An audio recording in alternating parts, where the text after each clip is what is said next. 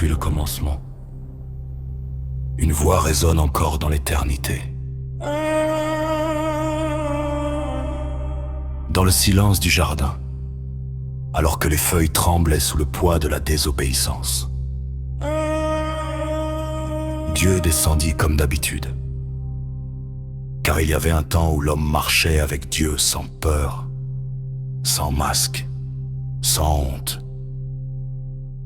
Mais ce jour-là, quelque chose avait changé.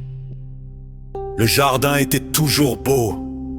Les arbres étaient toujours là. Les fleuves continuaient de couler. Mais l'homme, lui, s'était caché. Alors Dieu lança cette question qui allait traverser les siècles. Adam, où es-tu? Ce n'était pas parce que Dieu avait perdu Adam. C'était parce qu'Adam s'était perdu lui-même.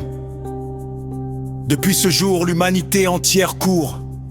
Des hommes cachés derrière des sourires. Des femmes cachées derrière des blessures. Des générations cachées derrière le bruit du monde. On construit des villes. On construit des empires. On construit des réputations. Mais au fond, beaucoup fuient encore la présence de Dieu.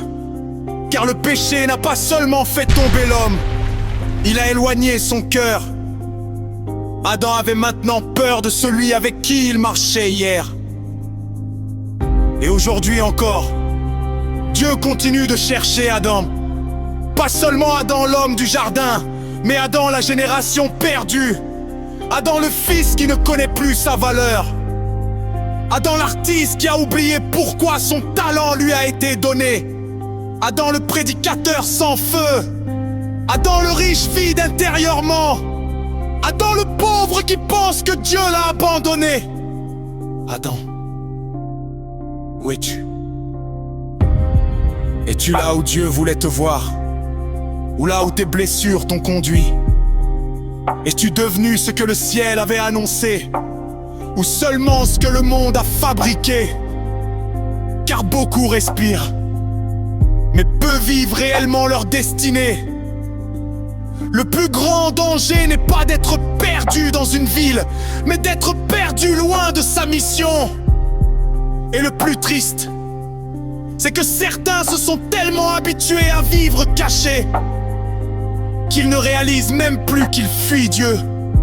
Ils cachent leurs larmes, leurs combats, leurs addictions, leurs pensées, leurs questions. Mais comment se cacher devant celui qui voit même les blessures qu'on ne dit à personne? Dieu n'a jamais cessé d'appeler.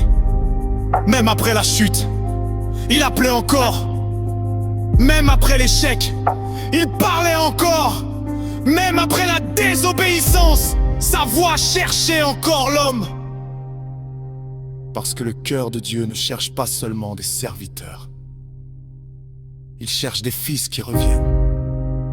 Le jardin a peut-être été fermé, mais l'amour de Dieu n'a jamais été fermé.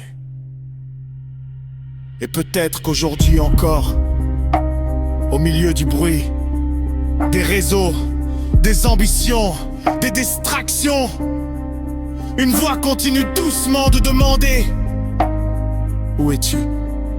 Pas quelle est ta religion, pas combien d'argent as-tu, pas combien de personnes te suivent, mais où est ton cœur?